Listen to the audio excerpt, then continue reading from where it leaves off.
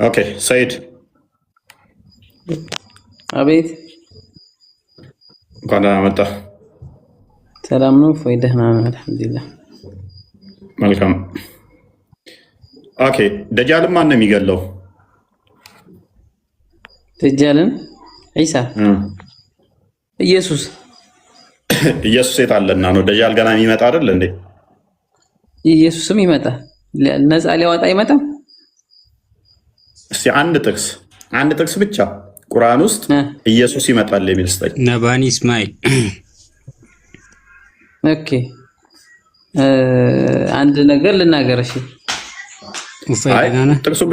ጥቅሱን ብቻ ኢየሱስ ይመጣል ስላል እስማኤል አንድ ጥቅስ ብቻ ይመጣል ከዛ ደጃልን ይገላል የሚል አንድ ጥቅስ ብቻ ንጽጽር ለዘላለም አቆማለሁ። ኦኬ ከዛ በፊት አንድ ነገር አንተ እንግባባ። በሁለቱም እንግባባለን። 10ም አደርግልሃለሁ እንግባባለን። አንድ ጥቅስ ብቻ አስተኛ።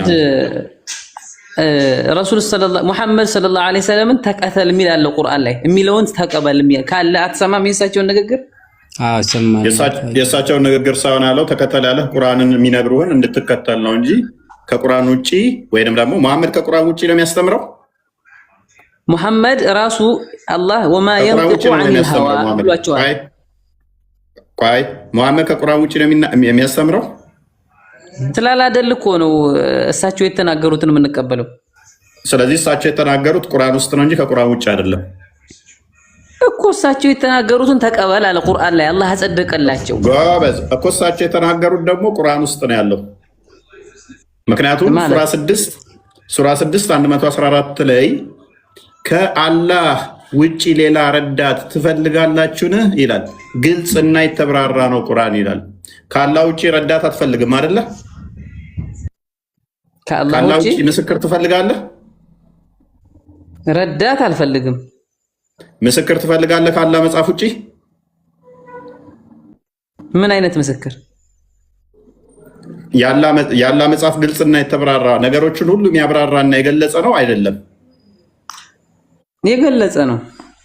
በቃ ስለዚህ ነገሮችን ሁሉ የገለጸ ለሁሉ ነገር ማብራሪያ ያለው አንድም ነገር አልተውንም ብናኝ ክብደት ያላትን እንኳን ቢሆን ስላለ አሁን ኢሳ የሚባል አካል ተመልሶ ይመጣል፣ ደጃልን ይገላል።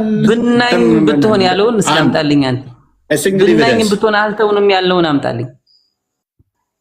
ቅድሚያ አንተ ስጠኝ፣ ሰጣለሁ እኔ ሱራ 10 64 ላይ ሱራ 10 64 ላይ ሱራ 6 68 ላይ 38 ላይ ሱራ 12 111 ላይ ሱራ 16 89 ላይ ክፈትለት። 16 80 ስንት ነው የከፈትከው? 10 64 ጋር እየገባሁ ነው። እሺ ክፈት።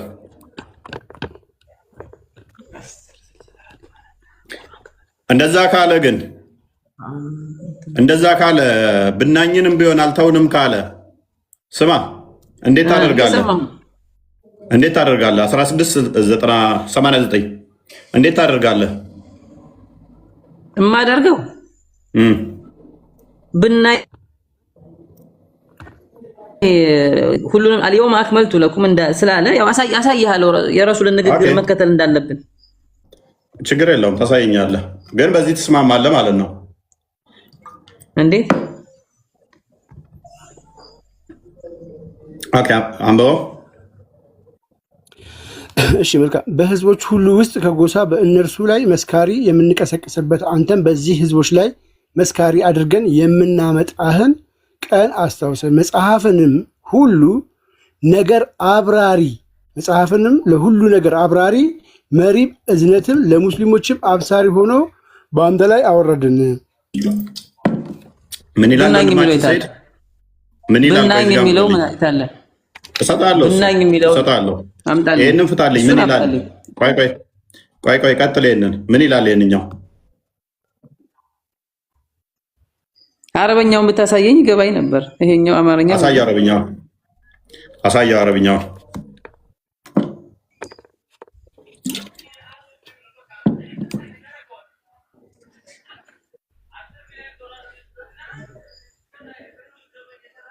እሺ ማብራሪያ እኮ ነው ለሁሉም ነገር ማብራሪያ የሆነን ነገር ነው እኮ። የቀረ ነገር ብናኝ እንኳን ብትሆን ቀርታለች። ለሁሉም ነገር የሚያብራራ ነው አይደለም? የሚያብራራ እኮ ነው ያለው እንጂ እያንዳንዱ ነገር ጠቅሰናል። ያሉት ብናኝ ያልከው ነገር ሁሉም ነገር የሚያብራራ ነው አይደለም? እኔ ያልኩትን እንደግምልሃለሁ፣ አሳያለሁ። ቅድም የከፈትከውን እንትና ቃል ክፈተው፣ ሱራ 10ን ክፈተው። እኔ እንትን ከማለቴ በፊት ቆይ የረሱልን ንግግር ነው እንከተላለን አልኩህ አይደለ? ቆይ አላህ ብናኝ እንኳን ትቷል አልተወም? ብናኝ ሁሉን ነገር ዘርዝሮ ብናኝ እንኳን ሳትቀር ተገልጿል አልተገለጸም? አላመጣልኝ። ክፈተው፣ ሱራ 10ን ከ60 ጀምረህ ክፈተው፣ ከ61 ጀምረህ። አሁን ሾው ቃል በቃል አሳያለሁ። ወደ ቶፒክ መመለስ ስለፈለኩ ነው።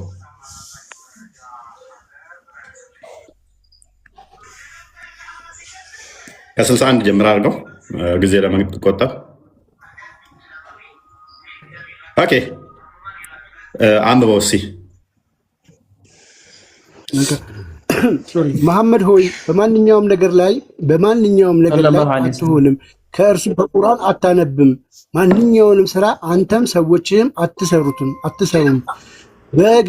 በገባችሁበትም ጊዜ በእናንተ ላይ ተጠባባቂዎች ብትሆን እንጂ በምድርም ሆነ በሰማይ የብናኝ ክብደት ያክል ከጌታ እውቀት አይርቅም። የምን ያክል? የብናኝ ክብደት ያክል ከጌታ እውቀት አይርቅም። ከዚያም ያነሰ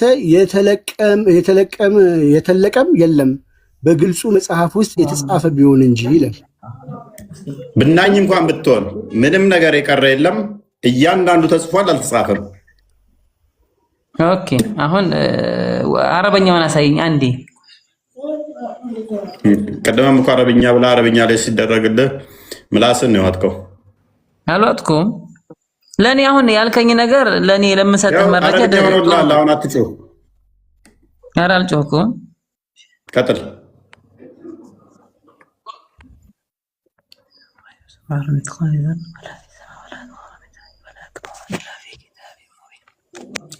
መርሐባ። እሺ ጎበዝ። ያው ሁሉንም ጠቅሷል ነው ጎበዝ።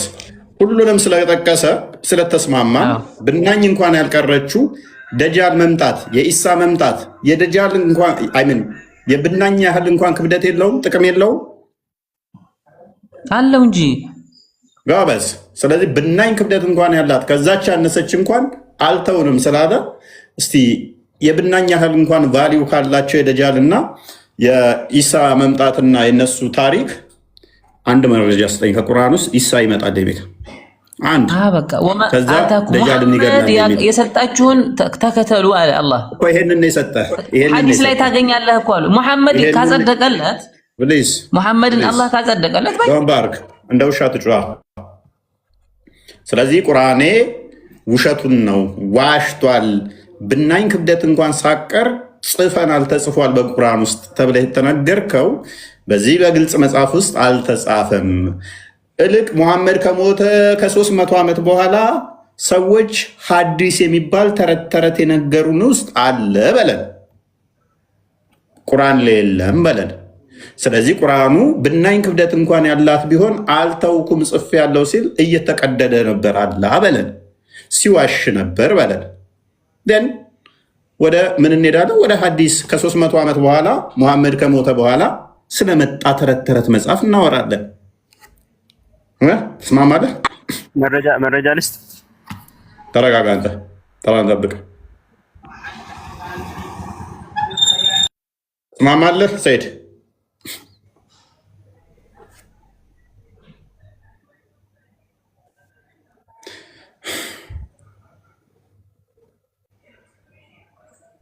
ትስማማለህ ወይ?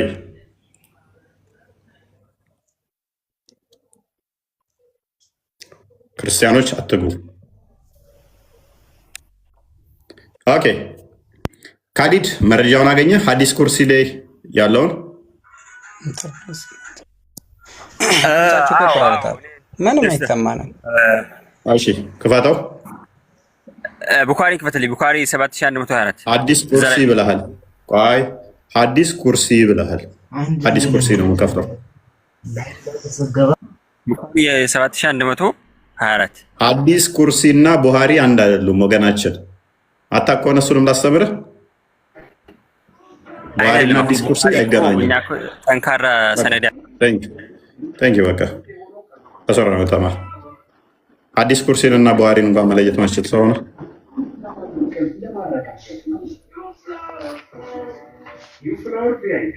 ኦልራይት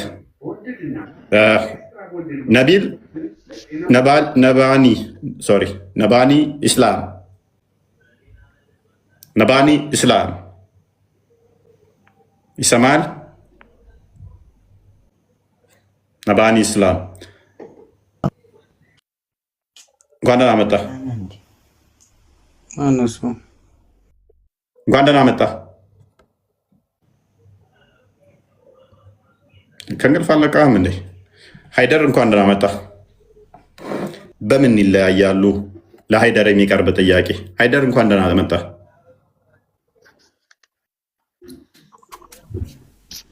እንኳን ደህና ቆያ። ይሰማል? ትሰማለህ? ሰላም ነው? እየስ አላህና ደጃል በምንድን ነው የሚለያዩት? በምንም አይገናኙም።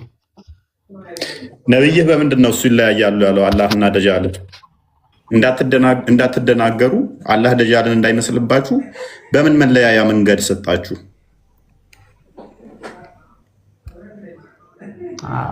መለያ ተብለው የተጠቀሱ ነገሮች አሉ። ለምሳሌ መለያ ተብለው የተጠቀሱ ነገሮች አሉ። አንድ አይኑ የታወረ ነው። ኦኬ፣ አንድ አይኑ የታወረ ነው ማለት ስለዚህ አላህ አንድ አይኑ የታወረ አይደለም ማለት ነው። አላህ እውር አይደለም፣ የሚያይ ነው። ኦኬ፣ ስንት አይን ነው ያለው አላህ? ለአላህ ቁርአን ላይ የተገለጸ ከሆነ በተገለጸው አይነት ግልጽ እኮ ነው። ምክንያቱም አላህ ከደጃል ጋር የሚለያይበት ደጃል አንድ አይኑ እውር ነው ከተባለ ውሽዝ አላህ ሁለት አይን አለው አልታወሩም ማለት ነው አይደለ? ኮምፓሬሽኑ እንደዛ ስለሆነ ነው። ቁጥር ላይ ብቻ አይደለ ኮምፓሬሽኑ፣ ቁጥር ላይ ብቻ ሳይሆን የማየትና ለማየት ሁኔታም ላይ የአላህ አይን እውር አይደለም። የደጃል አይን ግን አንደኛው እውር ነው።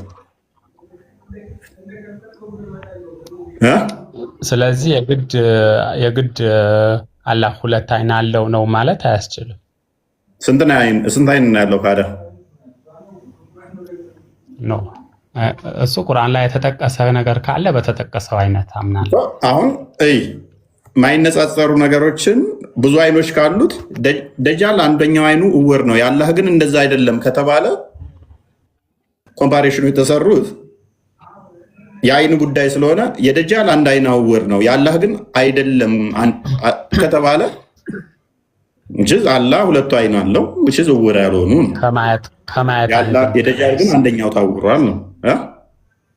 ከማየት አንግል ቢሆን ከማየት አንግል አይደለማ። ምክንያቱም አንድ አይኑ እውር ነው ሲባል አንደኛው አይኑ ልክ እንዳላህ አይን እኩል ያያል ማለት ነው። ኖ አላህ ሁሉንም ነገር ማየት የሚችል እሱን ግን እኮ ውድድር አሁን ከማየት እኩል ሎንግ ዲስታንስ ከማየት አንጻር ከሆነ ሎንግ ዲስታንስ ከማየት አንጻር ከሆነ አንድ አይኑን ነው እውር አድርጎ የሳለው አይደለ? አንድ አይኑ እውር ነው። ጌታችሁ ግን አንድ አይኑ እውር አይደለም፣ አላህ እውር አይደለም የሚለው ሲመጣ የደጃል አንደኛው ሊተራል እውር ነው አይደለ? አንደኛው ግን ያያል አይደለ? ኮምፓሬሽኑ አንደኛው አለማየትና አንደኛው አይኑ የማየት ጉዳይ ነው። ለእንትና ግን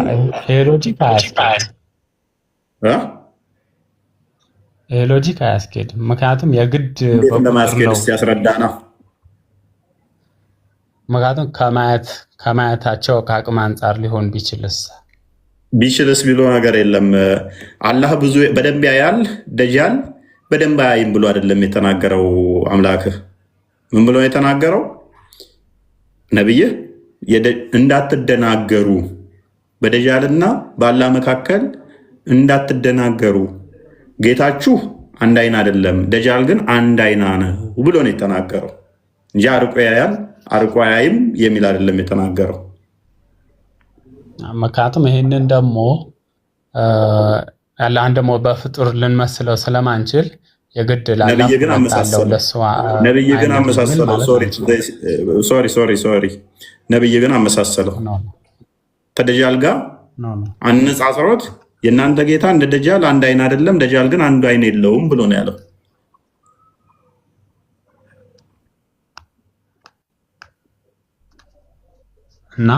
እና ከቁጥር አንጻር ነው ልትለኝ ነው? ከዚህ አንጻር እንደዛ ስላለ አብሶሉትሊ ከቁጥር አንጻር ካልሆነ ደጃል አላህ እንደዚህ የሚታይ የሚዳሰስ አይን ባይኖረው ኖሮ እንዳትደናገሩ የእናንተ ጌታ አንድ አይኑ እውር አይደለም፣ የደጃል ግን አንደኛው እውር ነው ተብሎ ሊነገር አይገባም። ምክንያቱም እሱ ለምሳሌ እንደዚህ እንደ ደጃል የሚታይ አይን ባይኖረው ግንባሩ ላይ ወይንም ደግሞ መንፈስ ቢሆን እንደዚህም ተብሎ አይነገርለትም። ንጽጽር ውስጥም አይገባም። ሲጀመር ንጽጽር ውስጥ ሁለት ነገሮች ኮምፓሬሽን ልሰራ የምትችለው ተመሳሳይ የሆነ እንትን ሲኖራቸው ነው፣ ካታጎሪ ሲኖራቸው በሆነ ነገር ላይ ካታጎሪያቸው ተመሳሳይ ሲሆን ኮምፓሬሽን ቢሰራ በፍጡር ፐርስፔክቲቭ ነው እንጂ በፈጣሪ አንገል ንጽጽር አይሆንም። ደጃል እኮ ፍጡር ነው። አሁን አንተ ፍጡርና ፈጣሪ ነው እያወዳደር ካለው። እኔ አይደለሁም ያወዳደርኩት። እንዳትደናገሩ ደጃል አንድ አይና ነው፣ አላህ ግን አንድ አይና አይደለም ብሎ ያለው እኮ ነው አይደለም። ስለዚህ አንድ አይና አይደለም እኮ ይሄንን ንጽጽር የሰጠው ነው አይደለም። ኦፍ ኮርስ ያውልህ አንድ አይና አይደለም እያልከኝ እኮ ነው አላህን። ስለዚህ ግን ከማን ጋር ተነጻጽሮ ነው? ከማን ጋር ተነጻጽሮ ነው? የግድ ተነጻጻሪው ሁለት አይን ስላለው አንተ ይሄ ኖርማል ሎጂካሊ እየሄድክ ነው ያለው። ይህንን ሎጂክ በፍጹምና በፈጣሪ ዘንድ አይሰራም። አይደል ሊነጻጸር የሚችለው አንድ ነገር እሺ፣ አብራራልን። አንተ ከምን አንጻር ነው ያነጻጸረው? ከማየት አቅም ቁጥር ከማየት አንጻር ይነገራል እንዴ? አንድ ሁለት ተብሎ የማየት አቅም ይነገራል? ምክንያቱም እሱ አይነ ዕውር ነው። ቁጥር ይነገራል ወይ? ለማየት አቅም አንድ ሁለት ተብሎ ይነገራል ወይ? አይደለ? ይሄንን ሎጂክ እዚች ቦታ ላይ አይሰራም። ተበላ። አየህ፣ በቁጥር ነው የተናገረው ነብይ። ለአላህም ቁጥር ነው የተጠቀመው፣ ለደጃልም ቁጥር ነው የተጠቀመው። ቁጥር ደግሞ መጠንን ይገልጻል እንጂ የሆነ ሰም ኤክስቴንት እንደዚህ በርቀት ያያል ምናምን የሚልን አይደለም። ቁጥር ላይ ቤዝዶ ነው። አላህ ቁጥር ላይ ቤዝዶ ነው። ሁለት ሲሆን በደንብ ያያል፣ ብዙ ሲሆን በደንብ ያያል፣ አንድ ሲሆን በደንብ አይነት ስታፍ ውስጥ ከገባ ወደ ፍጡር ውስጥ ከተትከው አሁንም ማለት ነው። ምክንያቱም እኔ አንድ አይኔ ሲሆን የማየው በዚህኛው ሳይድ ያሉትን በዚህኛው መጠን ያሉትን ብዛት ላይ ትንሽ ነው ማየው። ሁለት ሲሆን ደግሞ ከብዛት አንጻር በዚያ ያለው ማለት ነው። አላህንም እንደዛ ከከተትከው በቁጥር ገድበህ ወደዛ ውስጥ የምከተው ከሆነ ከፍጡር ጋር መሳሰልከው። ቁጥር ማተር የሚያደርገውና መጠኑ ከቁጥር ጋር የተያዘ መጠኑ ቁጥር ላይ ቤዝድ የሚያደርግ ከሆነ ወደ መጠኑን ወደ ምን እየወሰድከው ስለሆነ አንተ የሚያይበት የርቀቱን መጠን ከቁጥር ጋር እያገናኘኸው ስለሆነ እንደዛ ከሆነ ጭዌው ስለዚህ የፍጡር ባህሪ ያለው ማለት ነው። አላህ አይደለ? በፍጹም እነዚህ ሁለቱ ይበልጥ ነገሩን ግልጽ ከማድረግ አንጻር ነው እንጂ ቁጥሩን ወይም እንትኑን ከማመሳሰል አንጻር አይደለም። ኦኬ፣ ደጃል የትኛው አይኑ ነው ዕውሩ? አይ ዶንት ኖ አንተን የለኝም። ነው። እሺ፣ ቁርአን ግልጽና የተብራራ ነው አይደለ? በትክክል መዲ ነው የሚቀድመው ደጃል ነው የሚቀድመው? ነው እንደዚህ ነገሮች እንትን የለኝም። ደጃል ማን ነው የሚገለው? ደጃል ማን ነው የሚገለው? እስቲ ስለ መህዲ ወይንም ስለ ኢሳ መምጣት ተመልሶ ወይንም ደግሞ ስለ ደጃል ከቁርአን እስቲ አንድ ጥቅስ ስጠኝ።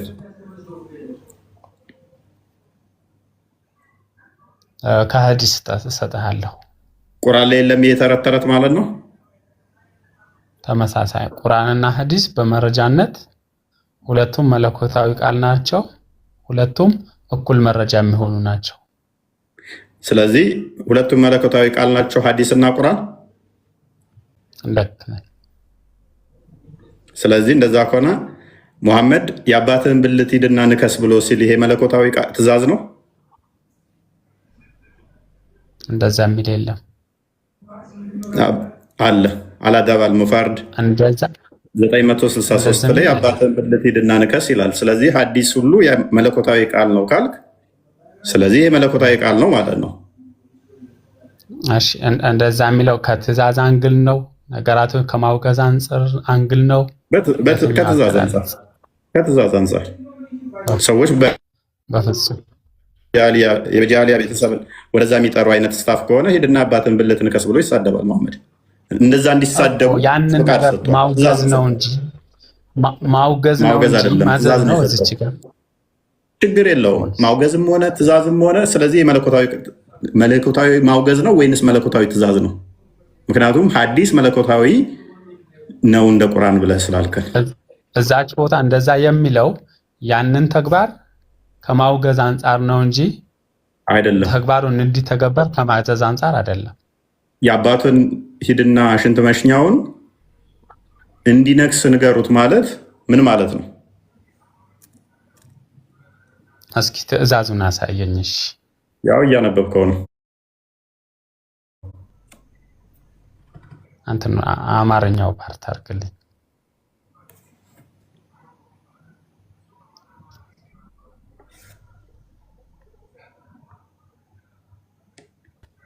ኦክ ብለህ እስኪ አንብብልኝ። እሺ ትንሽ ዙም አልሆነ ማለት አላሳፈረ። እኔ ያፍራሉ ይሄን ቃል አልጠራም። አንብበው አንተ ራስህ አንብበው። ያንተ ሃይማኖት ያነሳል ስለሆነ። እሺ በዚህ ጉዳይ የሚል አለ። እሺ ቀጥል። ኦኬ ዝቅ አድርገው ከላይ ጀምሬ ላንብበው።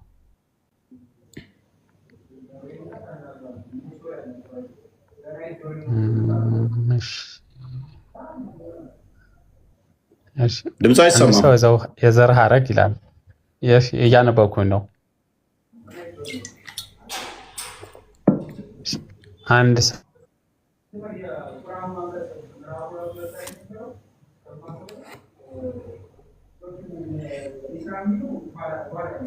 ቀጥላ አትሰማም። እኔ ጋር የማይሰማው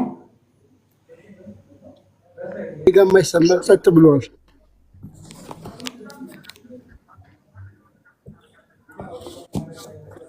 ሃይደር ያንን ቁላን ምናለው እኮ የተጻፈውን ነው ማነበው። ምንም ችግር ያለው ነገር አይደለም እኮ። ድምፅ እኮ አይሰማም።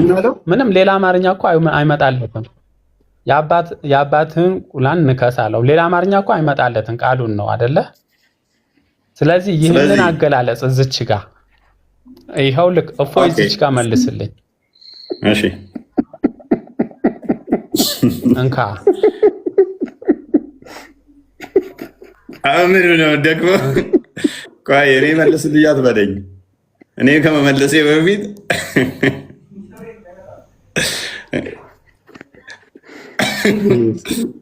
የአባትን እንትን ንከሳለው ብለህ እንካ ሲል አህመድ ደከመ ማለት ነው። ንክሻው ለእኛ እኮ አይደለም። ይሄንኛ አሁን ያኛው ተናጋሪ ነው። ቀጣይ ትእዛዝ እንደሆነ መሐመድ እንዳዘዘ ቀጥልና አንብበው ጨርሰው። ይሄንን ትእዛዝ የሰጠው ማን እንደሆነ ሰሃባው ነው። ይሄንን ያለው ንከስ የአባትን አሁን ያልከውን ሽንት መሽኛው ነው ያለው ሰሃባው ነው። ሰሃባው ደግሞ ከማን ሰምቶ እንደሆነ ያለውን ቀጥልና አንብበው።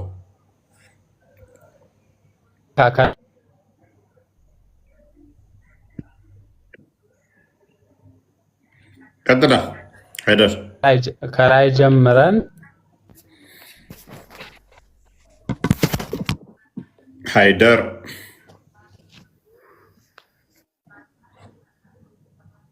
አሁን ይህን ነው መለኮታዊ ነው የሚለን። ሃይደር ይሄንን ነው አላህ ተናግሮታል የሚሉን ሰማቷል።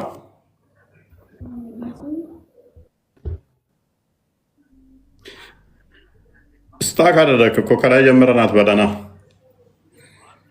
አይ ቲንክ ታይማችንን ሴቭ ለማድረግ እዚህ ፓርት ላይ አንብብልን፣ እኛ ሌላውን ፓርት እናንብበው ለኦዲየንስ ሀሳቡን ግልጽ ለማድረግ ስናነባው እንደዛ የተሻለ ይመስለኛል። ከላይ ጀምሬ ካላነበብኩ እኮ ያለው እኮ እሱ ነው። ያ አይደር አለ አይደር ጭንቅ ጥብብን የኔ በለኝ ወደኖቼ ዩቱብ ላይ ያላችሁ እንዴት ናችሁ? ሰላም ናችሁ? ያጀማ ዩቱብ የዩቱብ ጀማ እንዴት ነው? እቁብ የበላ ማን ነው ዛሬ ለነገ የሚጋብዘን ጾም መያዣ?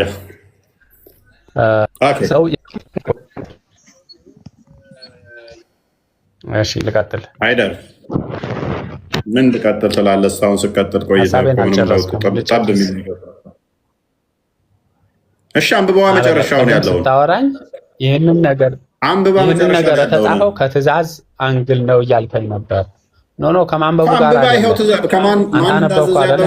ነብይ ያለውን አንብብ እኮ አንብብ። ይህ ንግግር ያስደነግጣችኋል፣ ያልተመቻችሁ ይመስለኛል አላቸው። በመቀጠልም እንዲህ አለ፣ በዚህ ጉዳይ ላይ ለማንም ከመናገር ወደኋላ አልልም። ምክንያቱም ቀጥል። አሁን ምክንያቱም ከሚለው ጀምሮ ቀጥል። እንደጀመርክ ጨርስ። ቀጥል። የአንተ ሐዲስ ነው፣ ራስ አንብብና አይደለም ካቃተው አንብብለት እንጂ ምን ሆነ ነው? አንብብለት እንጂ ጨርሱ። እሺ እንካ ይህንን ሐዲስ ትእዛዝ ለመሆኑ አስረዳኝ። ትእዛዝ አይደለም። የመጀመሪያውን ንግግር እያወገዘ ነው ያለው።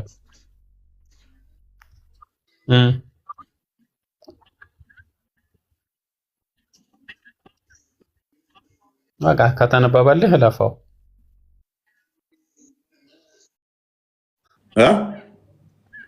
እሺ ያለ መላእክተኛ ይላል። እሺ ቀጥሎ እኮ በቅንፍ ያለው ሰላዋት አውርድ። እሺ እንትን አይደለ ትንሽ ዙም አይደለም እኔ ጋር አይታይም። ሰለላሁ ዐለይሂ ወሰለም አለ እንዲህ ሲሉ ሰምቻለሁ። ቀጥል አሁን። እሺ ቀጥል። ራሱን ከሚለው ጀምረ ቀጥል። ራሱን ወደ ጃሂልያ የዘር ሐረግ የሚያስጠጋ ከዛ የሚመካ ስለዚህ ይህንን ንግግር እያወገዘ ነው ወይስ ትእዛዝ? ጨርሰው ሰው የሚመካ ሰው ይህንን መልስልኝና ልጨርሰው።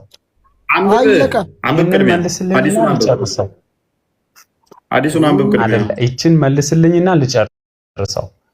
እስከዚህ የደረስንበት የመጀመሪያው ንግግር እያወገዘ ነው ወይስ ትእዛዝ እየሰጠ ነው? በዘር ሐረግ የተመካው ምን? በፍጹም ያንን በዘር መመካትን የማይቻል መሆኑ የሚያወግዝ ነው እንጂ በዘር መመካት የዚህ አስጠያፊ ነው ለማለት ነው እንጂ ያንን ተግባር ፈጽም አይደለም። በዘር ሐረግ ለሚመካ ምን እንድትለው ነው ትእዛዝ የሰጠህ? ቀጥል። የተጠየቀውን ብቻ መልስ። የአባቱን ብልት ምን? የአባቱን ብልት ምን? እጅ ነው እግር ነው? ብልት። የአባቱን ብልት ምን? ሲጀመር የአባቱን ብልት እንደ መንከስ ነው ለማለት ነው። ሌላ ነገር ገብቷቸዋል?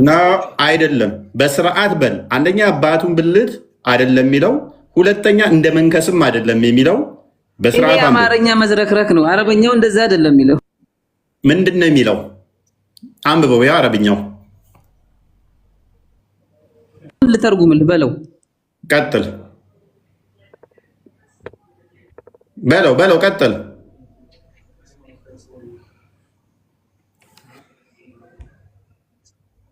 ማይክን አንሳ። ሚት ነህ። በአፍ ያዝ ነው የሚለው አረብኛው። እንደውም ንከሰው። አንስቻለሁ። እስኪ አረበኛዋን ያው ኮንቴክስት አንዴ ጓደኛዬ ሐሳብ ያልጨረስኩ ከዚህ ጀምረህ እንደዚህ አንብብልን አረበኛው ከዚህ ከቢጫው ከትልቁ ጀምረህ ምንም አማርኛውም አረበኛውም ቢደባላለቅም ምንም ለውጥ የለውም። እኔ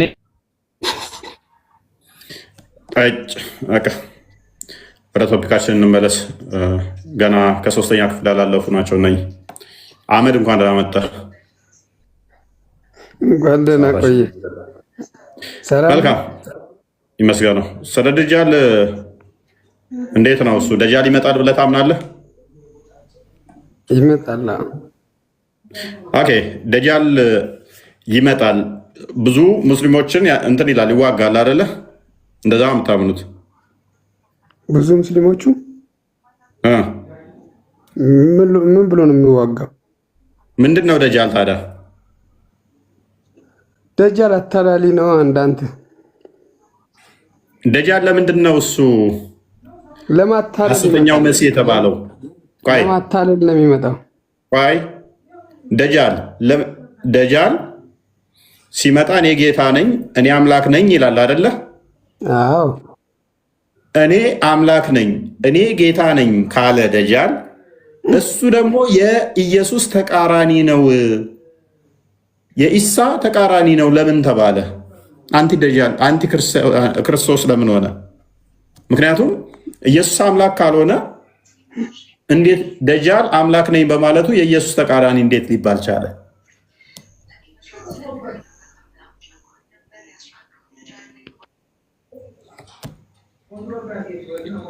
ቴብሉ ያንተ ነው፣ መልሱ ያንተ ነው፣ ማይኩ ያንተ ነው። በደንብ አስተውሉ። ደጃል ሲመጣ እኔ ነኝ አምላክ እኔ ነኝ ጌታ ይላል። ይሄ እኔ አምላክ ነኝ እኔ ጌታ ነኝ የሚለው ያላ ተቃራኒ ሆኖ አይደለም የሚመጣው። የማን ተቃራኒ ነው የሚለው? አንቲክራይስት ሆኖ ነው የሚመጣው። የክርስቶስ ተቃራኒ ሆኖ ነው የሚመጣው ነው የሚለው። አስቀድሞ በመጽሐፍ ቅዱስ ላይ ክርስቶስ ነግሮናል፣ ሐሰተኛ ክርስቶሶች እንደሚመጡ እኔ ነኝ ክርስቶስ እያሉ ህዝብን እንደሚያታልሉ በማቴዎስ ወንጌል ምዕራፍ 24 ላይም በሉቃስ ወንጌል ምዕራፍ 24 ላይም መጽሐፍ ቅዱስ ላይ ነግሮናል። ይህ ሐሰተኛው ሲመጣ እኔ ነኝ ጌታ እኔ ነኝ አምላክ እኔ ነኝ ነፍስ ምሰጠው እኔ ነኝ ማድነው እኔ ነኝ ከመቃብር ማስነሳው እኔ ነኝ ህይወት ምሰጠው ይላል። የማን ተቃራኒ ሆኖ ነው የሚመጣው? የኢየሱስ ተቃራኒ ሆኖ ነው የሚመጣው ይላል አዲሳቸው። ተቃራኒ ሆኖ ይመጣል ማለት ነው። ይሰማው እኮ ኢየሱስ አምላክ ካልሆነ ጌታ ካልሆነ ደጃል እኔ አምላክ ነኝ ጌታ ነኝ ማለቱ እንዴት ነው የኢየሱስ ተቃራኒ የሚሆነው? ደግሞም አመድ ከፍ ላድርግልህ፣ በበሺ የሚቆጠሩ ብዙ ነቢያቶች አሉን ብላችሁ ታምናላችሁ አይደለ? ከነኛ ሁሉ ነቢያት ውስጥ አንዱም ነቢይ ሳይሆን ኢሳ ነው እሱን የሚገለው። ሃይ አላ በህይወት ኢሳ አለ በህይወት ኢሳ በህይወት ስላለ ነው ለሱ ለመግደል ስለሚወርድ ነው። ኦኬ እስቲ ማስረጃ ስጠኝ ከቁርአንህ ላይ ኢሳ ደጃልን ለመግደል ይወርዳል የሚል። እሺ ንጽጽር ሁሉ አቆማለሁ። እሺ ነው ያልከው አንተ አምጣልኝና ንጽጽር አቆማለሁ። በህይወት ያሉማ ሌሎችም አሏል። ኤልያስ አይ ቲንክ ኤልያስ በህይወት አለ አይደለ? ያ በህይወት እንዳለ አታምንም እንደ ኢሳ ኢየሱስ? አይ ኤልያስ በህይወት ካለ ደግሞ እኛ ከአንተ ጋር የተለየ ነው። 19:31 ላይ በህይወት ካለ ደግሞ ዘካ ሰጣለሁ ሶላትም እሰግዳለሁ ይላል። አሁን ዘካ እየሰጠ ነው ኢሳ በህይወት ካለ። ሱራ 19:31 ላይ በህይወት እስካለው ድረስ ሰላት እሰግዳለሁ ዘካም እሰጣለሁ ይላል። ዘካ እየሰጠ ነው አሁን። አንድ ነገር ልንገርህ፣ አንድ ነገር በቃ እኔ ቢያንስ አንተን ባለፈውን ተሳድቤና አሁን ማስረጃ ስቃት አልፈም ማስረጃ አወራሃት። ቆይ መጥቶ ደጃል ሊገጣል የሚል ማስረጃ ከቁርአን ላይ እኮ ነው። በቃ ይሄ በደንብ አስረዳሃለሁ። ማስረጃ አንተ ቀጥታ ወደሚት ትገባለህ እኮ ማስረጃውን አንተ እኮ ማስረጃ አንተ ወደሚት ማስረጃ አንተ ተረት አንፈልግም። ወንድማችን ቀጥል። እሺ እኔ ተረት አይደለም ላስረዳህ ነው በደንብ አድርጌ። እሺ ቀጥል። ተረት ስለሆነ ማስረጃ የለውም ላስረዳ ብሎ ቀጥል ስለው ደግሞ ልቅ አለ። ምን ያህል እንደሚፎግሩ አየህ አይደል? እነኚህ ሰዎች ምን ያህል እንደሚዋሹ። አዎ እኔ በጣም የሚገርመኝ ሁሌ እፎይ፣ እኔ ለምንድን ነው ደጃል ሲመጣ አምላክ ነኝ ብሎ ነው የሚመጣው? አምላክ ነኝ ብሎ ከመጣ ለምንድን ነው ታዲያ እሱ የኢሳ ተቃዋሚ ሆኖ የሚመጣው? ያ መምጣትም ካለበት የአላህ ተቃዋሚ ሆኖ ነው የሚመጣው።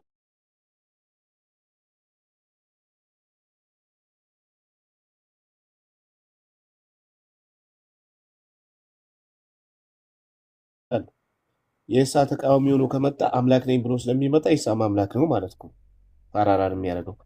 ስለዚህ ይሄን ነገር በደንብ አድርጋችሁ መልሱልን። ለምን የኢሳ ተቃዋሚ ሆኖ ይመጣል? የአላህ ተቃዋሚ ለሆኑ ለምን አይመጣም? አምላክ ነኝ ብሎ ከመጣ ሊትራሊ ሊሆን የሚገባው የአምላክ ተቃዋሚ የአላህ ተቃዋሚ ነበር መሆን የሚገባው። ስለዚህ መሐመድ አስበልቷቸዋል። እዚህ ክፍል ላይ መልሱ። አለማወቅ እኮ ነው። አሁን ምንድነው እሱ ሲኮርጅ ዝም ብሎ ስለሆነ የሚኮርጀው። አይ ቲንክ አንደኛ ዮሐንስ ምዕራፍ 2ን አንዴ ክፈትልኝ እስኪ። ስለ ሐሰተኛው ክርስቶስ ዮሐንስ አስቀድሞ በደንብ አድርጎ አስተምሯል። ክርስቶስ በስጋ እንደመጣ ማይታመን መንፈስ ሁሉ የተረገመ እንደሆነ፣ ሐሰተኛው ነብይ እንደሆነ፣ ሐሰተኛ እንደሆነ እንጠነቀቅ። ደጋግሞ ዮሐንስ በመልእክቶቹ ላይ አስቀምጦልናል። አይ ቲንክ አንደኛ መልእክት ላይ በተለይም በደንብ ይሄን ክፍል የሚያትት መሰለኝ በደንብ ያትተዋል ማለት ነው። አንደኛ መልእክቱ ላይ ዮሐንስ በአንደኛ መልእክቱ ምዕራፍ 2 ቁጥር 8 አካባቢ ቼክ አድርገው።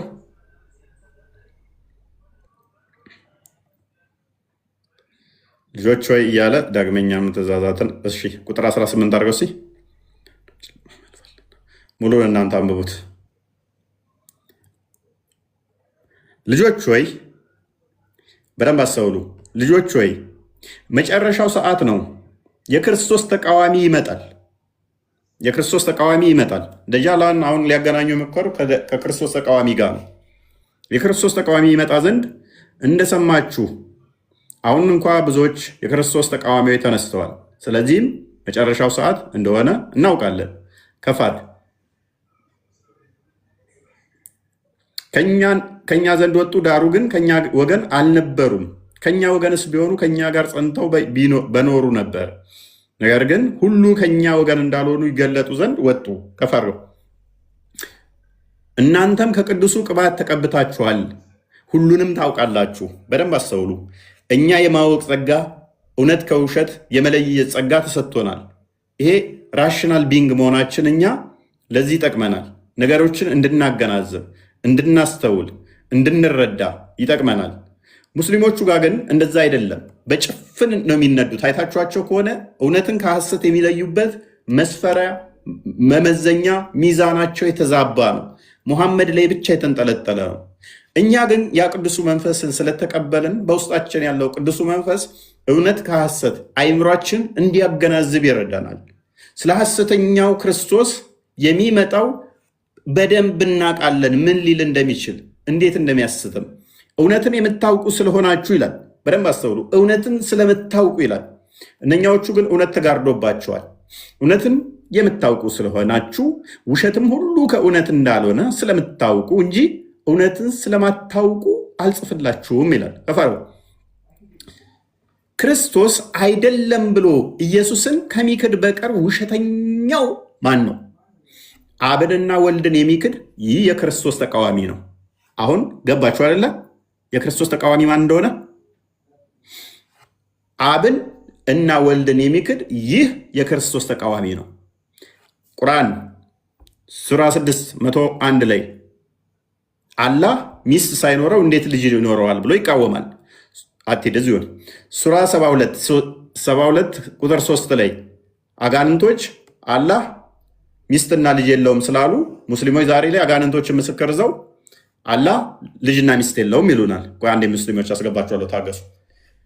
ሱራ 19:88 እስከ 91 ለአራማን ልጅን ያዘ ወለዳሉ። ይህ ከባድ ንግግርን ተናገሩ። ከዚህ ንግግራቸው ባይቆጠቡ ሰማይ ልትቀደድ፣ ተራሮች ሊናዱ፣ ምድር ልትሰነጠቅ ይቃረባል። ለአራማን ልጅን ያዘ ወለደ ስላሉ ሱራ 9:30 አይሁድ ዘየር ያላህ ልጅ ነች አለ። ክርስቲያኖች አልመሲህ ኢሳ ያላህ ልጅ ነው አሉ። ይህ ባፎቻቸው የሚናገሩ ቃላቸው ነው። ከዚህ በፊት የካዱትን ቃል ያመሳስላሉ። አላህ ያጥፋቸው፣ ከእውነት እንዴት ይመለሳሉ ይላል። ይሄ ሁሉ ንግግሮች ምንድነው? እሱ አብን ለመካድ አላህ ልጅ የለውም ለማለት ሚስት የለውም በማለት የክደት አስተምሮን እዞ መጣ። ይህ የክደት አስተምሮ ደግሞ ምን ይለናል?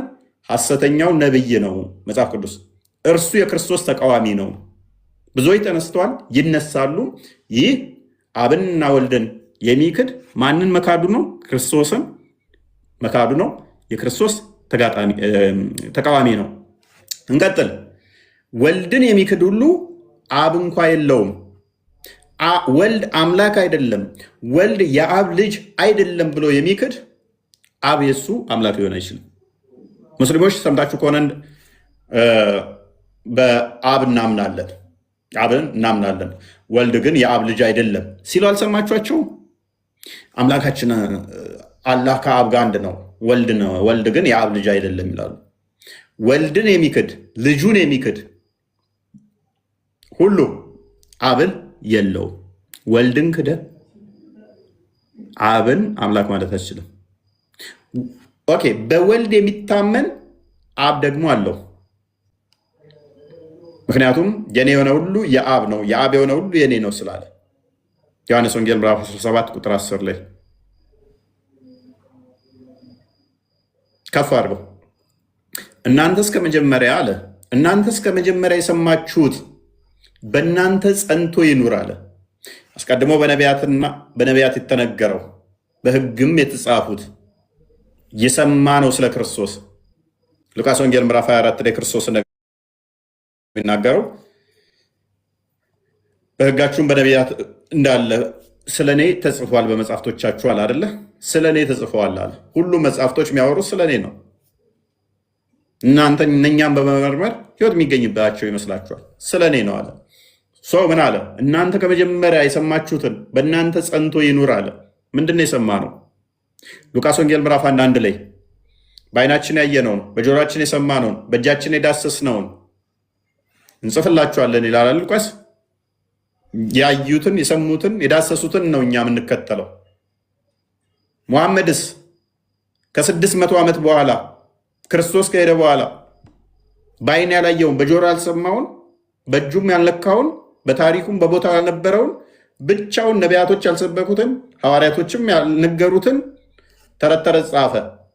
ጋዜጣ ምናምን አነብ ነበር። ከዛ ግን መጽሐፍ ቅዱስ አነበብኩኝ ማለት ነው። ቆንጆ የንባብ ልምድ አለሽ ማለት ነው። እንደዛ ከሆነ አብዛኞቹ ፊክሽን እና ልቦለድ የፍልስፍና ነኮች እንደዚህ የሚያነቡ ሰዎች መጽሐፍ ቅዱስን አላነበቡ እና ፋይናሊ ምንድነው የሚሆኑት? ፊክሽን ነኮችን ያነባሉ ወይም ሳይንስ ፊክሽኖች እንደዚህ ያነባሉ። ከዛ ፊሎሶፊ ነገሮችን ያነባሉ። እንደዚህ አይነት ነገሮችን ያነቡና እዛ ላይ የሚጠየቁትን እዚህ ጉዝጓዝ ሳይኖራቸው መጽሐፍ ቅዱሱ ላይ ብዙዎች ከሃይማኖት ይወጣሉ ወይንም ደግሞ ሃይማኖትን ክሪታይዝ ሲያደርጉ ይገኛል። አስቀድሞ መጽሐፍ ቅዱስን ማንበብ፣ ከዛ በኋላ ግን ፊክሽንን ብታነቢ ፊሎሶፊን ብታነቢ ችግር የለውም ብዬ አምናለሁ። አስቀድሞ ግን ቤዝመንት ያስፈልጋል። አብዛኛውን የኦርቶዶክሳውያን ወጣቶች ቀድመው ያነቡት ፊክሽን ነው። አብዛኞቹ መጽሐፍ ቅዱስን ከማንበብ ይልቅ ፊክሽንን አንብበዋል። ቤታቸውም እንደዛ ሊኖራቸው ይችላል። አቋረጥኩ እንጂ አብዛኛው ጊዜ የሆነ ቤት የመጽሐፍ የፊክሽኖች መደርደር ያለ፣ ግን የመጽሐፍ ቅዱስ ሁሌ ትራስ ስር የሆነ ቦታ ይረሳል እና ለእኔም እንደዛ ነው ያጋጠመኝ። ገና አይኔን ስከፍት ፊክሽኖችን ነው ያየሁት። ገና የ9-10 ዓመት ምናምን እያለሁኝ ዝም ብዬ መጽሐፍ ምናምን ማንበብ ስጀምር ማለት ነው እሱን ነው ያገኘሁት እና ለረጅም ጊዜ አስታውሳለሁ። አንድ ጊዜ በአንድ ሌሊት መጽሐፉን ጨረስኩት ነገ ጠዋት መልሽልኛለች ስለተባልኩኝ 300 ምናምን ፔጅ ከ12 ሰዓት እስከ 12 ሰዓት ነው የጨረስኩት ሌሊቱን ሙሉ። ኦኬ መጽሐፍ ቅዱስ ላይ ሲሆን ግን ራሴን ወገቤን አንድ ምዕራፍ ለማንበብ መጽሐፍ ቅዱስ ደግሞ ልክ እንዳወቅኩኝ እንዳያስኩት ገና የ16 ዓመት ሲሆን ማለት ነው ከዘፍጥረት ጀምሬ ሳላቋርጥ ነው የሄድኩት። ልክ እንደዚህ ሱስ ይዞኝ ማለት ነው። እንደዚህ ነው እንደ መጽሐፍ ቅዱስ ከምል ነው የሆንኩት። በቃ ልክ እንደጀመርኩ እንደ ፊክሽን በየቀኑ ሱስ ይዞኝ እስከ መጨረሻ ነው ያነበብኩት። ከዛ አሁን አድጌ ደግሞ ሳነበው ሁሌ አዲስ ነው ማለት ይሄንን አንብቤው ነበር እንዴ እላለሁ። አንዳንድ ቀን አዲስ ይሆንብኛል። አክቹዋሊ ከዛ በኋላ ሰንበት ትምህርት ቤት ምናምን ተምሬያለሁ። ሁሉንም ማለት ነው ሚስጥራትን ምናምን